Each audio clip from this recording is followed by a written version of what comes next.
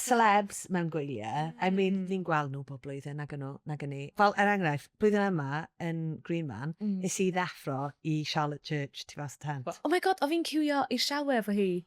Oedd hi tu ôl i fi. Chat hi? Do, o'n i fel, let's go chdi o. Cos o'n i actually efo no idea. Oedd y queues yn gallu mynd reit hyd weithiau.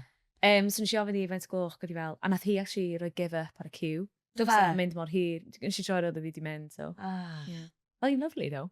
Yeah. I mean, nes i ddeffro hi, a o'n i really agos i trwsio hi, cos oedd fel 6:30 in the morning. A ni'n fel, fair play, os yw'n i ddeffro mewn gwyli yn dwi'n, it can be Charlotte Church, but I'm fine. Nes i weld Katie J. Pearson yn Green Man. A hefyd, dim fi, ond ffrind gorau fi Corey.